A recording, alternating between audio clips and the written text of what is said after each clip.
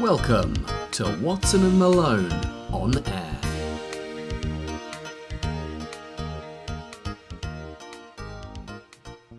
Here we go. Oh my god, you kicked it off with a burp! Might as well. You pig. Some people can burp to command, can't they? I've never been able to do that. Nah, That's the closest I've ever come. to glory. I'm quite pleased with myself today. Yeah? Matilda wanted to make, as part of her homework, she wanted to make a 3D model of a mountain. And I normally avoid those things like the plague. But I thought, no. So I have made a papier-mâché mountain. Yeah? I'm really pleased with that, yeah. How's it looking? Oh, yeah. Yeah? For the listeners at home, this is going to be an incredible experience. Oh, well, there we are. Needs to dry. What's it actually for? To what end has this mountain been built? You get like 3 chilies if you make it. What do you mean? They have this sort of homework menu, and different tasks have a different chili rating, and they have to pick and choose tasks. So in total, at the end of the term, they've done 6 chilies. That's worth 3 or maybe 4. So. Isn't that cheating though? Because you've done it. Oh, come on. That's what everyone does, making their Viking longboats. I'm just the same as everyone else. There's always someone's mum making the pharaoh out of bog roll tubes, wasn't it? Exactly. There's a book called The Little Wooden Horse. When I was like 5 at school, our teacher read this to us. And then we had a competition where we had to sort of do a picture of the little wooden horse. And I came second. The person that came first, bearing in mind we were 5, they had made a little wooden horse out of lollipop sticks. No way. Yeah. I call 5-year-old would foul have play. the dexterity and the wherewithal to make a tiny wooden horse out of, what was it made out of? Lollipop sticks? Yeah, the cylindrical body was like lots of lollipop sticks somehow kind of stuck together. Who did they think they were kidding? Did they think they I could don't know, get away and with it? The lesson I learned was one of disappointment, which has followed me my whole life. But the lesson that should have been taught was the one about cheating and disqualification and stuff. Yet another event in your life, Ralph, where you were wronged by a peer and it went unpunished. Probably the first one. Yeah. Yeah. Many more since. No, but seriously, this year, I'd say it got off to a bad start and has been, obviously, it's been rubbish, for lots of reasons. But it got off to a bad start because in January, the Pet Shop Boys released their new album, and I would say it's their worst one. Why? It's rubbish. Why? It sounds like, I don't know if you find this, because I think partly because there's no more money to be made in actually making records like there used to be. People now, when they put an album out, it's got a slightly rushed, cheap kind of feel to it. It always feels rushed and a bit underdone, because I think it's an excuse of, well, if we do this, we can go on tour and charge people 150 quid to come and see us at the O2, and that's where we'll make the money. And I didn't think they'd do it, but I think they have with this. And it's just, the songs are lame. Apart from 2 or 3, the songs are lame. So you thought the Pet Shop Boys would never be that band to try and just churn out some bilge to fill an arena? I never thought they would do an album that I didn't think was very good, because even ones that I found sort of difficult to get into to start with, I've ended up, oh, this is great. But this one, I've tried, man. Alarm bells rang when the first single, Dreamland, was released at the end of last year, I guess. And it's a duet with a chap I'd never heard of called Ollie Alexander from Years and Years, or He Is Years and Years or something. And it's like a duet. Now, the song is lame for a start. and him and Neil Tennant have literally no chemistry on this song whatsoever. Like, no, it's not like him and Dusty Springfield where it's this weird mother-son, or are they having an affair? It's this ambiguous, quite interesting relationship played out. No, it's just two people singing alternate lines of a fairly boring song. And it's interesting that reading their fan club magazine, Of course you do. so they recorded this a while ago, and Ollie Alexander, years and years, decided not to put it on his album, which I think speaks volumes. So they said, "Oh well, we need a song for an album. They needed a song. Can we use it?" He said yes, but it's rubbish. It's a tough chew, the whole album. Yeah, it's like the first song is good, and then after that, it's just like, come on, you just saying nothing here, nothing. So hang on, have the Pet Shop Boys done a song with Dusty Springfield? Yeah, back in the 80s, they did "What Have I Done to Deserve This?" Jesus Christ! And was it like the same dynamic as like Lulu would take that? Like, is she the mum or is she the? Yeah, it was a lot like that actually. Yeah, that's a good comparison, I think. But that's more sinister to Take That one, isn't it? Because there were 5 of Take That and 1 of Her, and it's like, oh my god. And the set's flammable. And so are the people. Are you talking about the video? I don't know what I'm talking about. I think, wasn't there a lot of actual fire happening in the video? I made that up. It must be. No, because it's Relight My Fire, so that would. Yeah. You know, that's where the concept bus stopped. Fire, put some fire on it. Oh, the concept bus didn't stop for Take That there, though. No, I mean, they went off on one, didn't they? That massive caterpillar on their tour. Did you see that? That was so rubbish.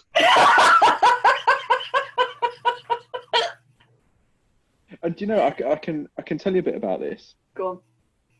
That show was designed by a woman called Ez Devlin, and whenever she's done Pet Shop Boy shows, and they support them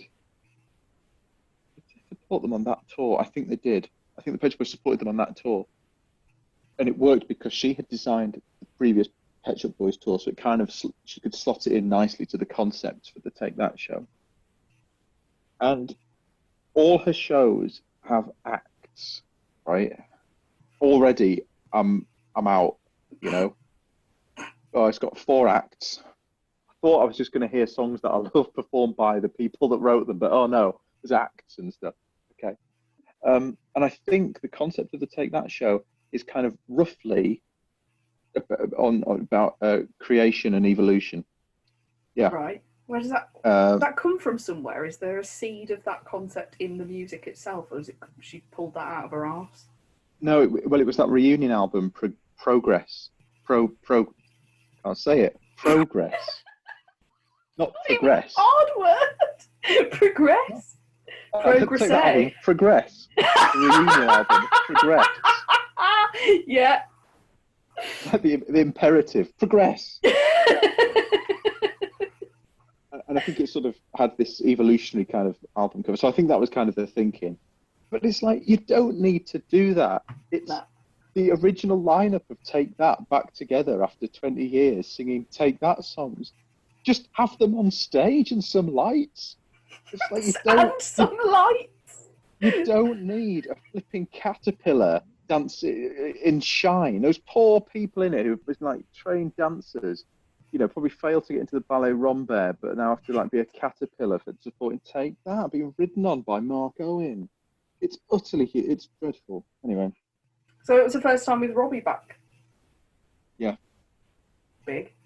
Yeah. Yeah, anything on top of that's just gilding the lily, isn't it? I think so. I mean, I suppose if Robbie Williams is performing at your concert, you probably do want to hear Angels from Rock DJ, don't you? Do you? Maybe they. Oh, come on. No. Oh, come on, me. Rock DJ. Oh, DJ's great. Is it? Yes. Yeah. Is Robbie Williams up there for you as one of the greatest rappers of all time? Oh, Rude Box is something else, isn't it? I was like, yeah, he's the greatest rapper of all time, just like UB40 are the greatest reggae band of all time. They are, arguably. Arguably. Oh, name one musical genre better than white reggae. You can't.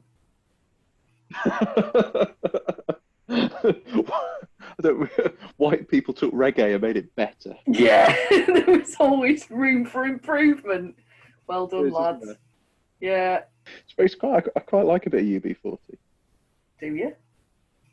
Yeah, red, what? Red, I can't say that either. You can't red, say, red, why can't you say words? Red wine.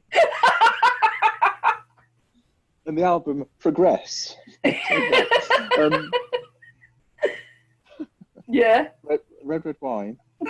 I think I quite like it. I know why people would hate it. Absolutely, but I quite enjoy it, and I like Rat in My Kitchen. No, I think they're okay. Kingston Town, that's all right. Is it? Yeah. There's a lot of music, Ralph. Like, this is the problem that I just you put yourself through such hardship hourly sometimes. Like, you properly go at the coalface. I mean, on behalf of us all as a nation, like, it's appreciated, but you don't have, like, there's no one else in my life where, like, you'd have ruined your own day by listening to, like, an M People album before 8:30 in the morning. just because it's there. Spotify's quite bad for that, I think. It's always like a challenge. You look at it and it's like, suggested for you, Bizarre Fruit 2 Deluxe Edition. Oh, can I? You can't leave it there going begging on the shelf. No. I sometimes quite like listening to these things and just wondering, if I listen to it, does it hang together like one of the great albums, like I don't know, Sergeant Pepper or What's Going On or something, he says, trying to sound impressive. But you know what I mean? Have they thought about this, like with a beginning, a middle and an end? Or is it just some hits at the beginning, a load of awful Heather Small singing, and then we can get on with our day? I don't know. I love that you feel you can't get on with your day until you've listened, until you've, like, completed it. Like it's a level. It's a level, yeah. It's people. Oh, yeah, I don't know. Well, when do you think that they were on the poster for Glastonbury '94? Yeah. This shows you where things were at. That was headlined. That whole show, I think the main headliner was Peter Gabriel, like 3 years after he'd had an album out. So that shows you where their heads were at. But on the other stage, the order of people of bands listed, so that maybe they're on consecutive days. I think it goes Bjork, M People. So they were either second to Bjork or on headlining on like the second day. Can you imagine? Do you actually like them? Do you like listening to them? No. No. We're talking like I haven't listened to an M People album since about 1995. We had to listen to them at home. It was one of the albums that would be on just like in the house. Was it? Which one was it? Oh, I don't even. As if I'd know.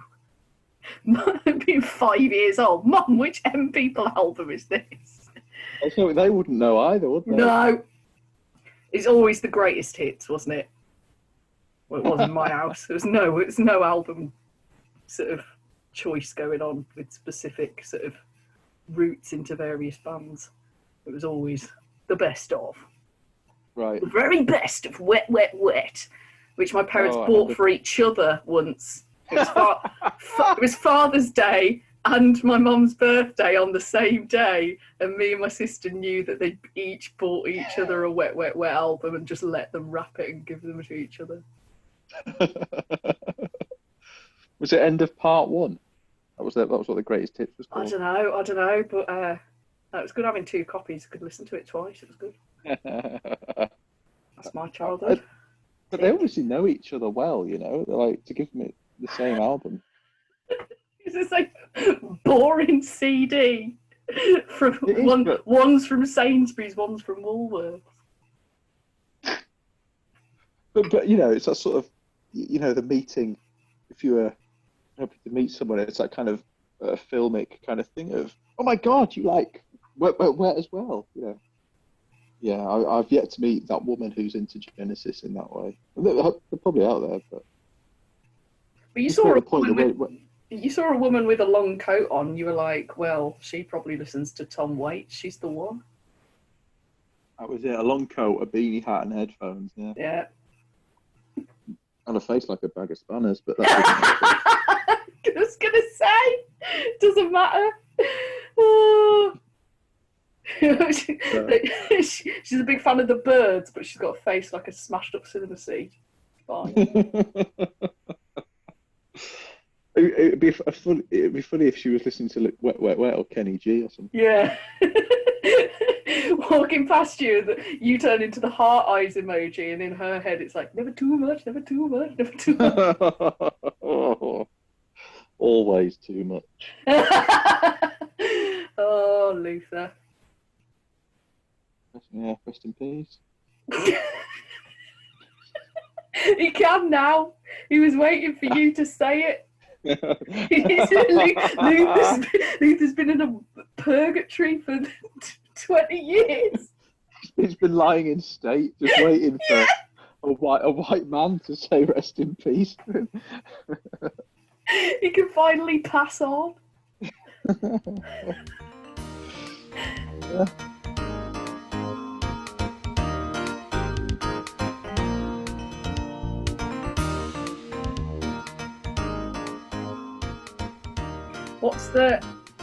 Here's one.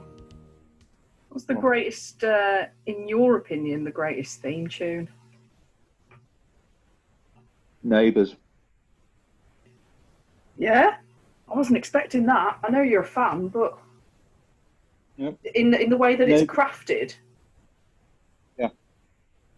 Neighbours, Airwolf, The Simpsons is very good. Are you talking pure craft here, or to actually listen to? Or both. Oh, I wouldn't listen to The Simpsons particularly, but it's clever. Tell me why you're such a big fan of Neighbours. What are you eating? Are you eating more peach curry? No. I'll be done in a minute. Oh, we'll just wait for you. Don't worry about it. I'm having a Scotch pancake with chocolate spread on. It's delicious. Oh, yeah? Yeah. Have you toasted it? Yes. Good. I'm glad I've converted you to that. It would have been very cloying before, Ralph. Yes, it does cleave to the roof of one's mouth.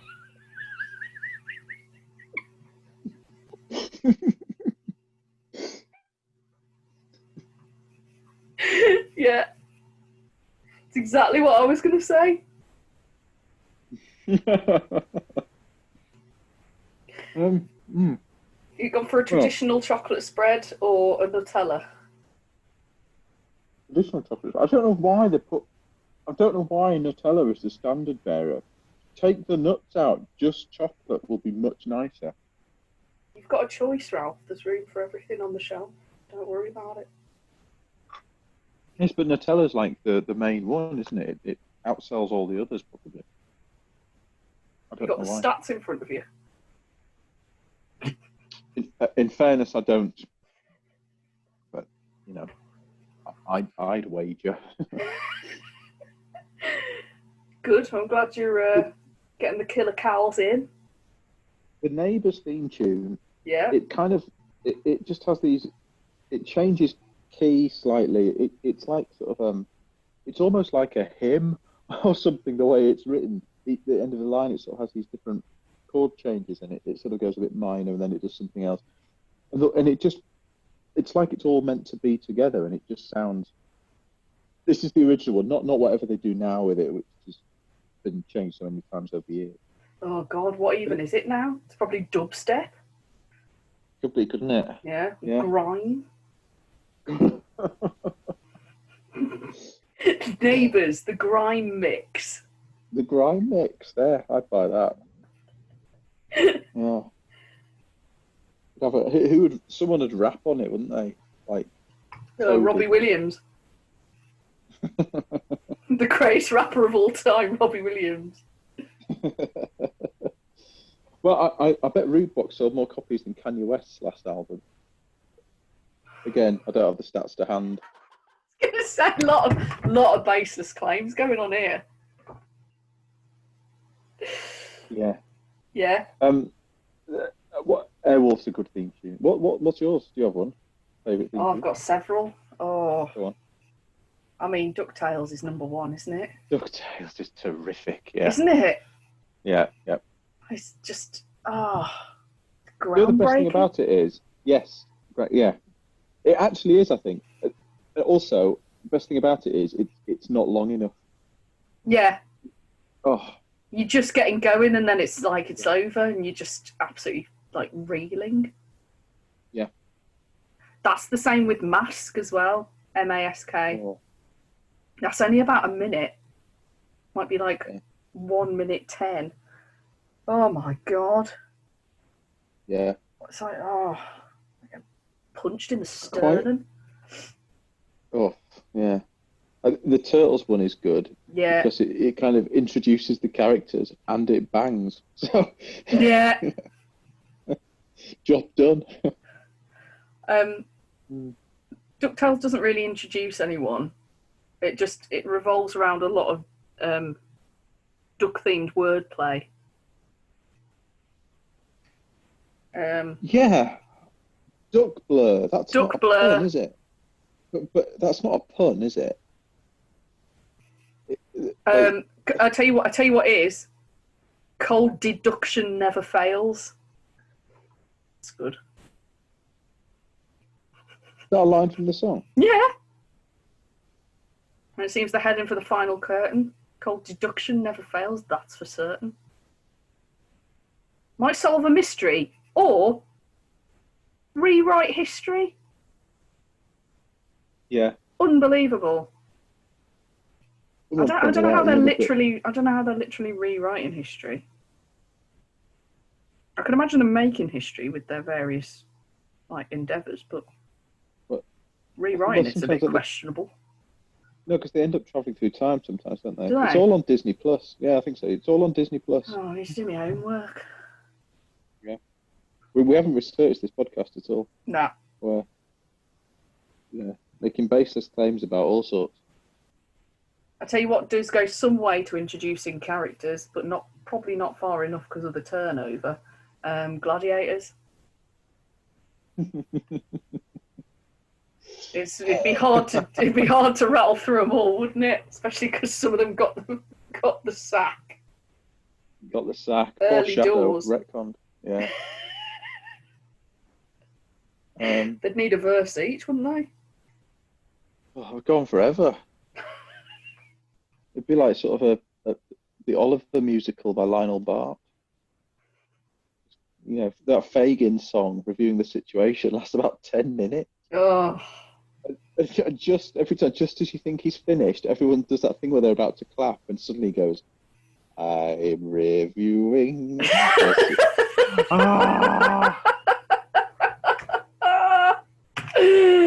Boring hell. Yeah. What have you not auditioned for that you've regretted not auditioning for? Nothing.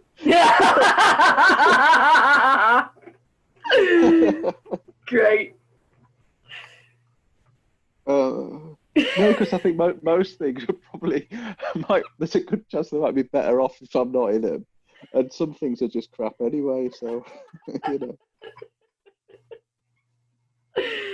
Oh God. Oh, another one. Round the Twist. Oh, that is great. Really good. Have you noticed that whenever you talk about Round the Twist, everybody remembers like one episode that has like stayed with them for life? Yeah. Have you got one? The one where they find a machine that clones things, but it clones them backwards. And so if you wanted to clone a £5 note, it would clone it, but it would be the sort of mirror image, right? And there is, for some reason, there's in the episode there's a fundraising run up and down the lighthouse, which seems incredibly dangerous. But I think whoever gets up and down the most times gets a date with the bloke that the daughter Linda fancied. So she thought, well, if I clone myself, there's two of me. One's going up and down the top half of the lighthouse, and one's doing it at the bottom. I'll definitely win. Great. But as boring as that was, someone pitched that idea in a meeting and it was made. So, Yeah. you know. Wasn't there one with a mermaid? Probably, yeah. There was something to do. Oh, then he had. There was something to do with fingernails. The fingernails growing all over. Oh. Oh. One with like a sort of a lipstick that people put on, and it would make whoever you looked at want to kiss you. Bet you really wanted that. A 14-year-old Ralph. Like I needed it.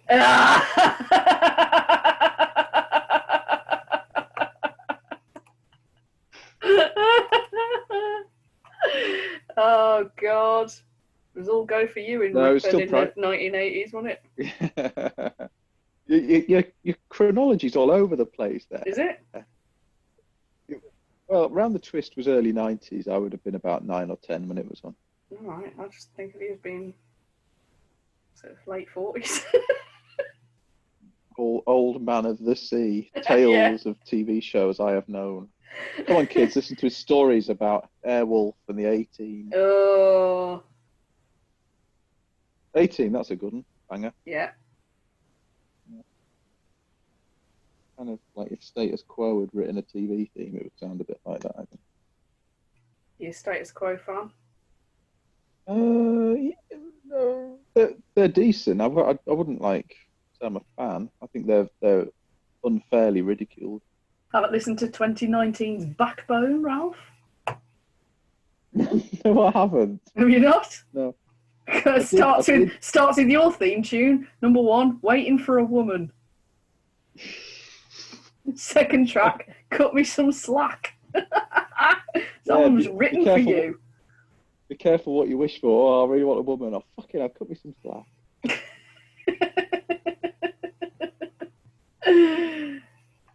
2019 Quo album, though. 2018, yeah. Down and Dignified at the Royal Albert Hall. I tell you what, I did have one of their albums because I just had a CD player for Christmas when I was 14. I was 14, I just had a CD player. So I was just trying to get some CDs to play on it. Yeah. And in Boots, in Ripon, I'm sure it was Boots, they sold CDs then. And they had a Status Quo album on for like £2. Thirsty Work. So I bought that. And? Rubbish. Never. Yeah, it didn't. It was of that. It was like an early '90s one, so it didn't have any of their heavy hitters on it. It had nothing on it. Just nothing on it. Just air. Yeah, I had some weird. I also entered a prize draw or something. The first CD I got to play on it was Hank Plays Cliff. I won it. Say that again. I kind of, knowing I was going to get a CD player for that Christmas, to make sure I definitely had a CD to play on, I entered this prize draw to win a copy of a new CD by Hank Marvin called Hank Plays Cliff. So it was his instrumental versions of Cliff Richard songs. So yeah, Hank Plays Cliff was like technically the first CD that I got. And yes, I did listen to that all the way through once. And? Boring. Yeah. Hank Marvin's a great guitarist, but it was done in this very easy listening style. Oh, and you were how old? 14. Absolutely ripe for some Hank Marvin easy listening. Yeah. The Pits. When I was 14, I was listening to like Queens of the Stone Age, Ralph. This explains so much. Did they do a Cliff Richard album as well? No, not yet. I'm waiting for not it. yet. Bloody hell, the Quo's live at the BBC albums are 7-discer. Yeah, They've been like, their output's like relentless. Oh, 1996's Don't Stop opens with Fun, Fun, Fun with the Beach Boys. That's actually the title. The title of the song is Fun, Fun, Fun, parentheses with the Beach Boys, close parentheses, featuring the Beach Boys. That's, well, it's it's the version of the Beach Boys that doesn't have Brian Wilson. It's just Mike Love and no, the worst man. The world's worst man, Mike Love. Yeah, it's a he's an interesting one. But you don't want to say anything on here in case it's libelous. Mike Love's representatives are going to be phoning you up. Well, I mean, he sued his own cousin multiple times, so I'm sure he'd eat like some dickhead on the internet for breakfast if he could.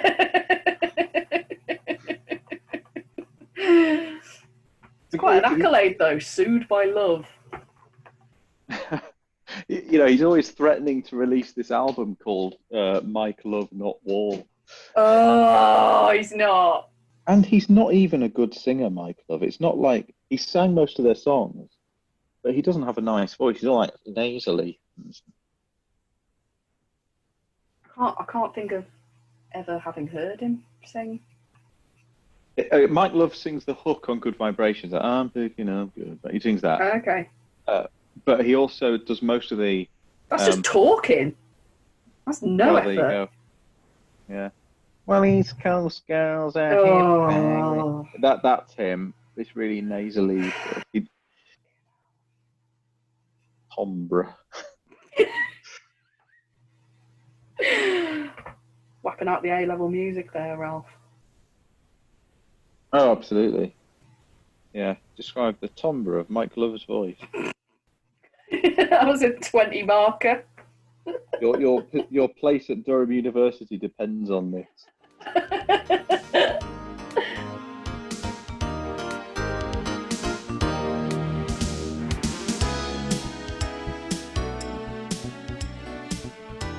I can't admit to ever really enjoying that much Cliff Richard. I think traumatized slightly from kind of the era in which I started listening to music and actually, you know, any kind of meaningful way was the around the time of Millennium Prayer. Oh God! So wow. In my head, that's what Cliff Richard was for quite a long time. And then this year, I heard Wired for Sound, and my head fell off. Especially when I was talking to you about it, and you said about them explaining how a record player works. What a great lyric! It's like power from the needle to the plastic. It's like something from Channel 4 schools. Power from the needle to the plastic. Amplified by a state-of-the-art sound system. But there's an amazing lyric in it as well. That's something like, I met a girl and she told me she loved me. I said, do you love me? Then that must mean you like what I like. Yeah. What? But it's you know, if you want to get with Cliff, you've got to get with his tunes. I think is what he's saying. That's the prerequisite. Yeah. Got it. I don't have any intention of getting with Cliff, but a girl can dream. Oh, what a shame. He'll be heartbroken. God, I remember that well. It's credited as having, guess how many songwriters? Considering it's the Lord's Prayer set to Auld Lang Syne, how many songwriters it's got on it? Go on. 5.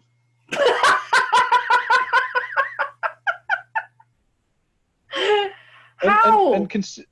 Well, surely one of number them- one is the Bible. Whatever No, frigging testament it's in. I don't... Robert Burns is credited as one.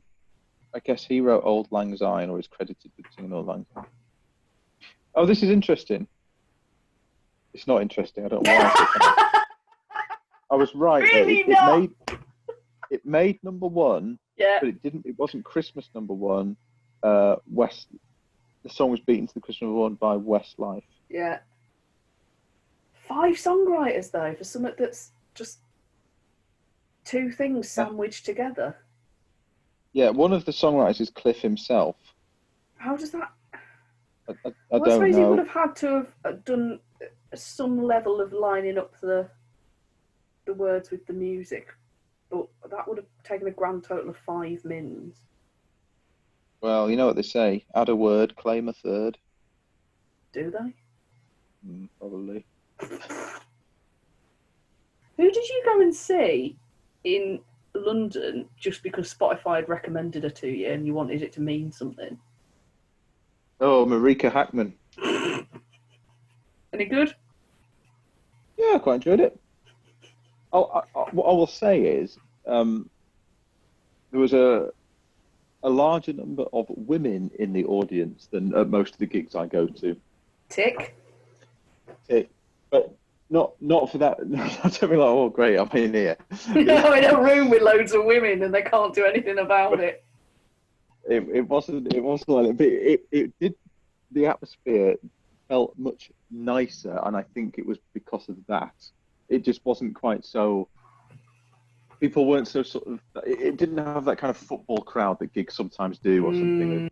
You know what I mean? It was pleasant. You'll never see women doing that thing that men do at gigs, which is like lifting up their pint glass at the moment that the chorus hits, closing their eyes. Oh, put it down. I didn't like it. You don't do your washing up on a podcast, Ralph. I'm not. I'm just moving things around. No, you kicked off with a burp. Don't. We've gone through a curry, a Scotch egg, a Scotch pancake, Scotch egg next probably. I have a Scotch bonnet. For dessert. Yeah, and then a Scotch to drink. An entirely Scotch meal. Yeah. Sounds like quite a good night, actually. Come round mine for a Scotch night. But yeah, we'll sing the Millennium Prayer. Yeah, I was going to say, because there's some Robbie Burns on the go. He's on my Discover Weekly.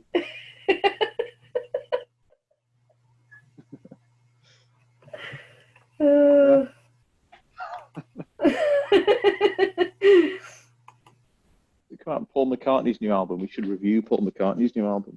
When's that coming out then? Let's have a look. McCartney 3. There he is. I mean, I've got to listen to it. Well, it's up to you. Doesn't say. Maybe we should just listen to his covers album Kisses on the Bottom. Sorry? Sorry? He did in 2012. He did like a cover of kind of a bit like those American songbook things. He did his version of that. It was called Kisses on the Bottom. Is he all right? Do you think, like in general? No, I think he's a disturbed individual. It's such a shame, isn't it? Yeah. Oh. His hair makes me feel ill. Oh. Rich mahogany, innit? It's very peculiar, and Ron Seal? he looks like, I don't know, Dorian Gray on drugs. I saw him in Cardiff. It was great. Yeah. A gig. Yeah, really good. Not just like in the Londis. They do good vegetarian ready meals at the Londis. Yeah, bet they do. Yeah. What was the set list like? Epic. Yeah. It's still going on. It's on his 412th round of na. Yeah.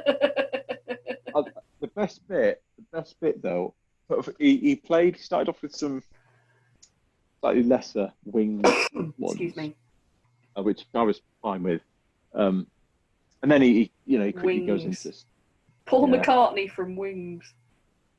He did, he opened with Venus and Mars Rock Show, but once that was out of the way, it was all fairly sort of what you'd expect. But and as great as all that was, the best bit, my favourite memory of it was when he did Obla Di Obla Da. It was brilliant. What made it so good? Just it's that song. Everyone has known all the words to that song since they were like 5, and it was just great. And everyone sort of singing along and having a jam up time. Great. I thought it was terrific. Were you in some sort of stadium/arena? It was the Millennium. No. No one's going to get that. All right, listeners out there, all 2 of you. What is the Millennium Eye? Go right. The Millennium Stadium it is, isn't it? Ralph's annoyed because Ralph saw the London Eye on the telly and called it the Millennium Eye, and I found this highly hilarious because it's just the most nana thing that he's ever said. Carry on now. Well, the support act for Paul McCartney was the Manic Street Preachers. Fucking hell. Yeah. That's good, that. It was, yeah. That was a good evening out. Yeah, as good as any you've had in Ripon, I imagine. Oh, absolutely. And Manic's played it safe with a short hit set. Yeah. Don't want to mess about with some deep cuts from the Holy Bible. They didn't do Nat West Barclays Midlands Lloyds, no. Oh, God. Have you been to see them? Like in concert, I mean. No, I haven't. For therapy. No.